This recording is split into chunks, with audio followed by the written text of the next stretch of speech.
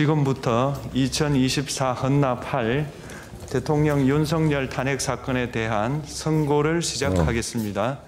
먼저 적법 요건에 관하여 살펴보겠습니다. 이 사건 계엄 선포가 사법심사의 대상이 되는지에 관하여 보겠습니다. 고위공직자의 헌법 및 법률 위반으로부터 헌법 질서를 수호하고자 하는 탄핵 심판의 취지를 고려하면 이 사건 계엄 선포가 고도의 정치적 결단을 요하는 행위라 하더라도 그 헌법 및 법률 위반 여부를 심사할 수 있습니다. 국회 법사의 조사 없이 이 사건 탄핵 소추안을 의결한 점에 대하여 보겠습니다. 헌법은 국회의 소추 절차를 입법에 맡기고 있고 국회법은 법사위 조사 여부를 국회의 재량으로 규정하고 있습니다. 따라서 법사위의 조사가 없었다고 하여 탄핵 소추 의결이 부적법하다고 볼 수 없습니다. 이 사건 탄핵 소추안의 의결이 일사부재의 원칙에 위반되는지 여부에 대해서 보겠습니다. 국회법은 부결된 안건을 같은 회기 중에 다시 발의할 수 없도록 규정하고 있습니다. 피청구인에 대한 1차 탄핵 소추안이 제418회 정기회 회기에 투표 불성립되었지만 이 사건 탄핵 소추안은 제419회 임시회 회기 중에 발의되었으므로 일사부재의 원칙에 위반되지 않습니다. 한편 이에 대해서는 다른 회기에도 탄핵 소추안의 발의 횟수를 제한하는 입법이 필요하다는 재판관 정형식의 보충 의견이 있습니다. 이 사건 계엄이 단시간 안에 해제되었고 이로 인한 피해가 발생하지 않았으므로 보호 이익이 험결되었는지 여부에 대해서 보겠습니다. 이 사건 계엄이 해제되었다고 하더라도 이 사건 계엄으로 인하여 이 사건 탄핵 사유는 이미 발생하였으므로 심판의 이익이 부정된다고 볼 수 없습니다. 소추 의결서에서 내란죄 등 형법 위반 행위로 구성하였던 것을 탄핵 심판 청구 이후에 헌법 위반 행위로 포섭하여 주장한 점에 대하여 보겠습니다. 기본적 사실관계는 동일하게 유지하면서 적용 법조문을 철회, 변경하는 것은 소추 사유의 철회, 변경에 해당하지 않으므로 특별한 절차를 거치지 않더라도 허용됩니다. 피청구인은 소추 사유에 내란죄 관련 부분이 없었다면 의결 정족수를 충족하지 못하였을 것이라고 주장하지만 이는 가정적 주장에 불과하며 객관적으로 뒷받침할 만한 근거도 없습니다. 대통령의 지위를 탈취하기 위하여 탄핵 소추권을 남용하였다는 주장에 대하여 보겠습니다. 이 사건 탄핵 소추안의 의결 과정이 적법하고 피소추자의 헌법 또는 법률 위반이 일정 수준 이상 소명되었으므로 탄핵 소추권이 남용되었다고 볼 수 없습니다. 그렇다면 이 사건 탄핵 심판 청구는 적법합니다. 한편 증거법칙과 관련하여 탄핵 심판 절차에서 형사소송법상 전문 법칙을 완화하여 적용할 수 있다는 재판관 이미선, 김형두의 보충 의견과 탄핵 심판 절차에서 앞으로는 전문 법칙을 보다 엄격하게 적용할 필요가 있다는 재판관 김복형, 조한창의 보충 의견이 있습니다. 다음으로 피청구인이 직무집행에 있어 헌법이나 법률을 위반하였는지 피청구인의 법 위반 행위가 피청구인을 파면할 만큼 중대한 것인지에 관하여 살펴보겠습니다. 우선 소추 사유별로 살펴보겠습니다. 1. 이 사건 계엄 선포에 관하여 보겠습니다. 헌법 및 계엄법에 따르면 비상계엄 선포의 실체적 요건 중 하나는 전시, 사변 또는 이에 준하는 국가 비상사태로 저가 교전 상태에 있거나 사회 질서가 극도로 교란되어 행정 및 사법 기능의 수행이 현저히 곤란한 상황이 현실적으로 발생하여야 한다는 것입니다. 피청구인은 야당이 다수 의석을 차지한 국회의 이례적인 탄핵소추 추진, 일방적인 입법권 행사 및 예산 삭감 시도 등의 전횡으로 인하여 위와 같은 중대한 위기사항이 발생하였다고 주장합니다. 피청구인의 취임 후 이 사건 계엄 선포 전까지 국회는 행안부 장관, 검사, 방통위위원장, 감사원장 등에 대하여 총 22건의 탄핵소추안을 발의하였습니다. 이는 국회가 탄핵소추 사유의 위헌위법성에 대해 숙고하지 않은 채 법 위반의 의혹에만 근거하여 탄핵심판 제도를 정부에 대한 정치적 압박 수단으로 이용하였다는 우려를 낳았습니다. 그러나 이 사건 계엄 선포 당시에는 검사 1인 및 방통위위원장에 대한 탄핵심판 절차만이 진행 중이었습니다. 피청구인이 야당이 일방적으로 통과시켜 문제가 있다고 주장하는 법률안들은 피청구인이 제의를 요구하거나 공포를 보류하여 그 효력이 발생되지 않은 상태였습니다. 2025년도 예산안은 2024년 예산을 집행하고 있었던 이 사건 계엄 선포 당시 상황에 어떠한 영향을 미칠 수 없고 위 예산안에 대하여 국회 예결특위의 의결이 있었을 뿐 본회의의 의결이 있었던 것도 아닙니다. 따라서 국회의 탄핵소추, 입법, 예산안 심의 등의 권한 행사가 이 사건 계엄 선포 당시 중대한 위기 상황을 현실적으로 발생시켰다고 볼 수 없습니다. 국회의 권한 행사가 위법, 부당하더라도 헌법재판소의 탄핵 심판, 피청구인의 법률안 제의 요구 등 평상시 권력 행사 방법으로 대처할 수 있으므로 국가 긴급권의 행사를 정당화할 수 없습니다. 피청구인은 부정선거 의혹을 해소하기 위하여 이 사건 계엄을 선포하였다고도 주장합니다. 그러나 어떠한 의혹이 있다는 것만으로 중대한 위기 상황이 현실적으로 발생하였다고 볼 수는 없습니다. 또한 중앙선관위는 제22대 국회의원 선거 전에 보안 취약점에 대하여 대부분 조치하였다고 발표하였으며 사전, 우편, 투표함, 보관장소, CCTV 영상을 24시간 공개하고 개표 과정에 수검표 제도를 도입하는 등의 대책을 마련하였다는 점에서도 피청구인의 주장은 타당하다고 볼 수 없습니다. 결국 피청구인이 주장하는 사정을 모두 고려하더라도 피청구인의 판단을 객관적으로 정당화할 수 있을 정도의 위기 상황이 이 사건 계엄 선포 당시 존재하였다고 볼 수 없습니다. 헌법과 계엄법은 비상계엄 선포의 실체적 요건으로 병력으로서 군사상의 필요에 응하거나 공공의 안녕 질서를 유지할 필요와 목적이 있을 것을 요구하고 있습니다. 그런데 피청구인이 주장하는 국회의 권한 행사로 인한 국정마비 상태나 부정선거 의혹은 정치적, 제도적, 사법적 수단을 통하여 해결하여야 할 문제이지 병력을 동원하여 해결할 수 있는 것이 아닙니다. 피청구인은 이 사건 계엄이 야당의 전횡과 국정위기 상황을 국민에게 알리기 위한 경고성 계엄 또는 호소형 계엄이라고 주장하지만 이는 계엄법이 정한 계엄 선포의 목적이 아닙니다.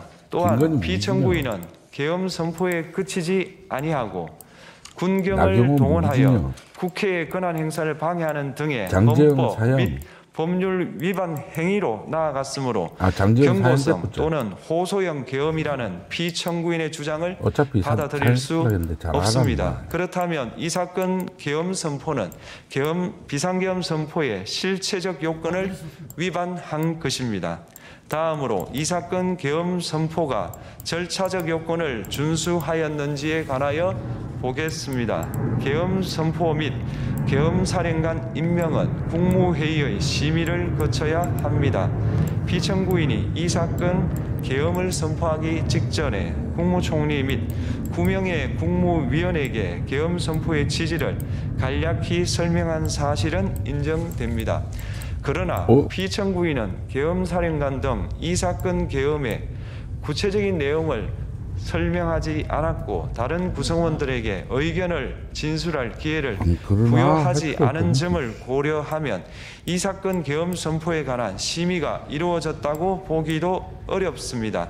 그 외에도 피청구인은 국무총리와 관계 국무위원이 비상계엄 선포문에 부서하지 않았음에도 이 사건 계엄을 선포하였고 그 시행 일시, 시행 지역 및 계엄사령관을 공고하지 않았으며 지체 없이 국회에 통고하지도 않았으므로 헌법 및 계엄법이 정한 비상계엄 선포의 절차적 요건을 위반하였습니다. 2. 국회에 대한 군경 투입에 관하여 보겠습니다. 피청구인은 국방부 장관에게 국회에 군대를 투입할 것을 지시하였습니다. 이에 군인들은 헬기 등을 이용하여 국회 경내로 진입하였고 일부는 유리창을 깨고 본관 내부로 들어가기도 하였습니다. 피청구인은 육군 특수전 사령관 등에게 의결 정족수가 채워지지 않은 것 같으니 문을 부수고 들어가서 안에 있는 인원들을 끄집어내라 는 등의 지시를 하였습니다. 또한 피청구인은 경찰청장에게 계엄사령관을 통하여 이 사건 포고령의 내용을 알려주고 직접 6차례 전화를 하기도 하였습니다. 이에 경찰청장은 국회 출입을 전면 차단하도록 하였습니다. 이로 인하여 국회로 모이고 있던 국회의원들 중 일부는 담장을 넘어가야 했거나 아예 들어가지 못하였습니다. 한편 국방부 장관은 필요시 체포할 목적으로 국군 방첩사령관에게 국회의장, 각 정당 대표 등 14명의 위치를 확인하라고 지시하였습니다. 피청구인은 국가정보원 1차장에게 전화하여 국군 방첩사령부를 지원하라고 하였고 국군 방첩사령관은 국가정보원 1차장에게 위 사람들에 대한 위치 확인을 요청하였습니다.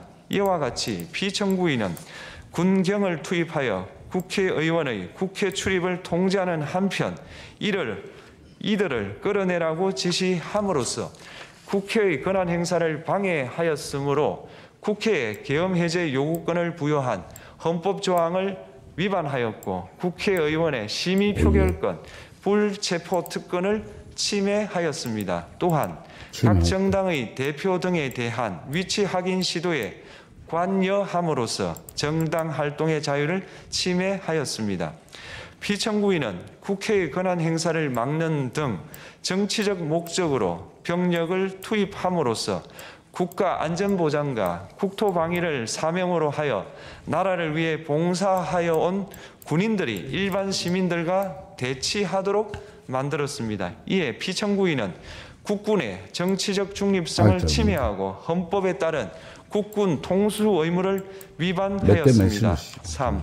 이 사건 포고령 발령에 관하여 보겠습니다.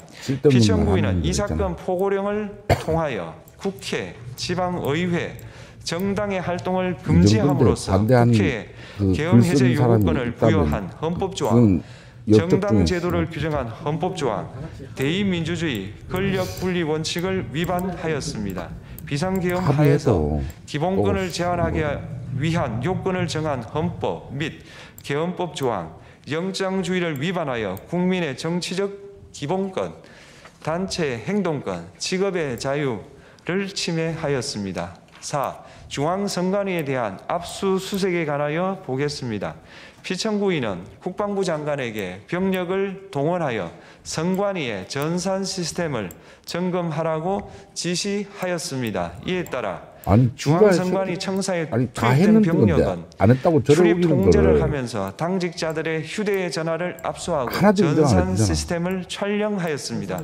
이는 선관위에 대하여 영장 없이 압수수색을 하도록 하여 영장주의를 위반한 것이자 선관위의 독립성을 침해한 것입니다. 5. 법조인에 대한 위치 확인 시도에 관하여 보겠습니다. 앞서 말씀드린 바와 같이 피청구인은 필요시 체포할 목적으로 행해진 위치 확인 시도에 관여하였는데 그 대상에는 퇴임한 지 얼마 되지 않은 전 대법원장 및 전 대법관도 포함되어 있었습니다. 이는 현직 법관들로 하여금 언제든지 행정부에 의한 체포 대상이 될 수 있다는 압력을 받게 함으로 사법권의 독립을 침해한 것입니다.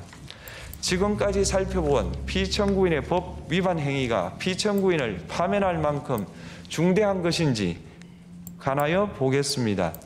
피청구인은 국회와의 대립사항을 타개할 목적으로 이 사건 계엄을 선포한 후 군경을 투입시켜 국회의 헌법상 권한 행사를 방해함으로써 국민 주권주의 및 민주주의를 부정하고 병력을 투입시켜 중앙선관위를 압수수색하도록 하는 등 헌법이 정한 통치구조를 무시하였으며 이 사건 포고령을 발령함으로써 국민의 기본권을 광범위하게 침해하였습니다. 이러한 행위는 법치국가 원리와 민주국가 원리의 기본 원칙들을 위반한 것으로 그 자체로 헌법 질서를 침해하고 민주공화정의 안정성에 심각한 위해를 끼쳤습니다. 한편 국회가 신속하게 비상계엄 해제 요구를 결의할 수 있었던 것은 시민들의 저항과 군경의 소극적인 임무 수행 덕분이었으므로 이는 피청구인의 법 위반에 대한 중대성 판단에 영향을 미치지 않습니다. 대통령의 권한은 어디까지나 헌법에 의하여 부여받은 것입니다. 피청구인은 가장 신중히 행사되어야 할 권한인 국가 긴급권을 헌법에서 정한 한계를 벗어나 행사하여 대통령으로서의 권한 행사에 대한 불신을 초래하였습니다. 피청구인이 취임한 이래 야당이 주도하고 이례적으로 많은 탄핵 소추로 인하여 여러 고위공직자의 권한 행사가 탄핵 심판 중 정지되었습니다. 2025년도 예산안에 관하여 헌정사상 최초로 국회 예산결산특별위원회에서 정액 없이 감액에 대해서만 야당 단독으로 의결하였습니다. 피청구인이 수립한 주요 정책들은 야당의 반대로 시행될 수 없었고 야당은 정부가 반대하는 법률안들을 일방적으로 통과시켜 피청구인의 제2요구와 국회의 법률안 의결이 반복되기도 하였습니다. 그 과정에서 피청구인은 야당의 전횡으로 국정이 마비되고 국익이 현저히 저해되어 가고 있다고 인식하여 이를 어떻게든 타개하여야만 한다는 막중한 책임감을 느끼게 되었을 것으로 보입니다. 피청구인이 국회의 권한 행사가 권력 남용이라거나 국정 마비를 초래하는 행위라고 판단한 것은 정치적으로 존중되어야 합니다. 그러나 피청구인과 국회 사이에 발생한 대립은 일방의 책임에 속한다고 보기 어렵고 이는 민주주의 원리에 따라 해소되어야 할 정치의 문제입니다. 이에 관한 정치적 견해의 표명이나 공적 의사결정은 헌법상 보장되는 민주주의와 조화될 수 있는 범위에서 이루어져야 합니다. 국회는 소수 의견을 존중하고 정부와의 관계에서 관용 그리고 자제를 전제로 대화와 타협을 통하여 결론을 도출하도록 노력하였어야 합니다. 피청구인 역시 국회의 대표인 국회를 협치의 대상으로 존중하였어야 합니다. 그럼에도 불구하고 피청구인은 국회를 배제의 대상으로 삼았는데 이는 민주정치의 전제를 허무는 것으로 민주주의와 조화된다고 보기 어렵습니다. 피청구인은 국회의 권한 행사가 다수의 횡포라고 판단했다 하더라도 헌법이 예정한 자구책을 통해 견제와 균형이 실현될 수 있도록 하였어야 합니다. 피청구인은 취임한 때로부터 약 2년 후에 치러진 국회의원 선거에서 피청구인이 국정을 주도하도록 국민을 설득할 기회가 있었습니다. 그 결과가 피청구인의 의도에 부합하지 않더라도 야당을 지지한 국민의 의사를 배제하려는 시도를 하여서는 안 되었습니다. 그럼에도 불구하고 피청구인은 헌법과 법률을 위반하여 이 사건 계엄을 선포함으로써 국가 긴급권 남용의 역사를 재현하여 국민을 충격에 빠뜨리고 사회, 경제, 정치, 외교 전 분야의 혼란을 야기하였습니다. 국민 모두의 대통령으로서 자신을 지지하는 국민을 초월하여 사회 공동체를 통합시켜야 할 책무를 위반하였습니다. 군경을 동원하여 국회 등 헌법기관의 권한을 훼손하고 국민의 기본적 인권을 침해함으로써 헌법소의 책무를 저버리고 민주공화국의 주권자인 대한국민의 신임을 중대하게 배반하였습니다. 결국 피청구인의 위법 행위는 국민의 신임을 배반한 것으로 헌법 소의 관점에서 용납될 수 없는 중대한 법 위반 행위에 해당합니다. 피청구인의 법 위반 행위가 헌법 질서에 미친 부정적 영향과 파급 효과가 중대하므로 피청구인을 파면함으로써 얻는 헌법 소의 이익이 대통령 파면에 따르는 국가적 손실을 압도할 정도로 크다고 인정됩니다. 이에 재판관 전원의 일치된 의견으로 주문을 선고합니다. 탄핵 사건이므로 선고 시각을 확인하겠습니다. 지금 시각은 오전 11시 22분입니다. 주문, 피청구인 대통령 윤석열을 파면한다. 사연님, 그 새끼 파면 될까? 마치겠습니다. 마친다. 깔끔하네. 와, 문구에 고생 많이 했다. 할 말 다 했네, 진짜.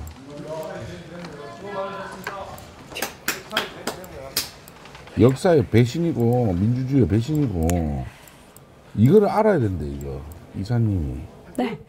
윤석열 대통령 탄핵 심판 선고, 지금 보신 것처럼 재판부 전원일치 인용 결정이 났습니다.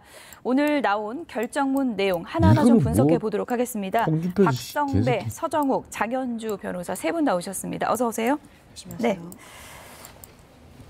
전원일치 인용 결정이 났습니다. 지금까지 굉장히 설이 무성했는데 8명 합치된 결정이 나왔어요. 그렇습니다. 사실 어찌 보면 그동안 이 4개월 거친 비상계엄 이후에 4개월 동안의 탄핵 정국을 거치면서 특히 헌법재판소의 결정이 선고가 상당히 지연되는 것 아니냐라는 이야기가 나오면서부터는 상대적으로 정치권에서 여러 가지 설들이 난무했었습니다. 뭐 5대 3이다, 4대 4다, 뭐 6대 2다, 뭐 재판관들이 의견 일치가 안 된다라는 이야기가 많았지만 오늘 탄핵 선고를 지켜보신 많은 국민들이 뭐 같은 느낌을 받으셨을 텐데요. 지금 만장일치로 지금 인용이 되는 선고가 나왔기 때문에 어찌 보면 그동안 정치권에서 여러 가지 설들이 무색해질 정도로 재판관들의 마음은 일찌감치 정해져 있었던 것이 아니겠느냐 이런 생각도 가능해 보입니다. 네. 그러니까 여러 가지 이제 쟁점들이 있었는데 그 쟁점을 이제 개괄적으로 보면은 지금 대부분의 쟁점에 대해서 지금 인용 판단이 내려진 거죠. 국회 측의 주장이 거의 모두 받아들여졌다고 봐도 무방할 것 같습니다. 우선 적법 요건과 관련해 대통령의 고도의 정치적 결단이라 하더라도 헌법과 법률을 위반한 경우에는 사법심사가 된다는 전제하에 내란죄를 철회했다고 하더라도 기본적 사실관계의 동일성을 해하지 않는 범위이므로 충분히 판단 가능하다고 보았습니다. 나아가서 형사소송법상 전문법칙과 무관하게 탄핵 심판에는 각 참고인들의 진술을 충분히 증거로 사용할 수 있다고 판단하였습니다. 본안 판단에 접어들어서는 재판소는 전시, 사변 이에 준하는 국가 비상사태가 아니므로 비상계엄 선포의 실체적 요건을 갖추지 못하였고 윤 대통령 측이 주장하는 부정선거와 관련돼 실체를 인정하지도 않았습니다. 네, 지금 정청래 법사위원장 모습이 나오고 있습니다. 국회 측 탄핵 소추위원단 모습이 보이고 있는데요. 오늘 결정에 대해서 어떤 입장을 발표할지 좀 기다려보도록 하겠습니다. 국민 여러분, 그동안 얼마나 고생이 많으셨습니까? 완벽한 논리로 퍼펙트하게 피청구인 완벽한 논리. 대통령 윤석열을 퍼펙트한 논리. 파면했습니다. 헌법과 민주주의의 승리입니다. 국민의 승리입니다. 민주주의 적을 민주주의로 물리쳐준 국민 여러분께 진심으로 감사드립니다. 헌법의 적을 헌법으로 물리쳐준 헌법재판소의 현명한 역사적 판결에 깊이 감사드립니다.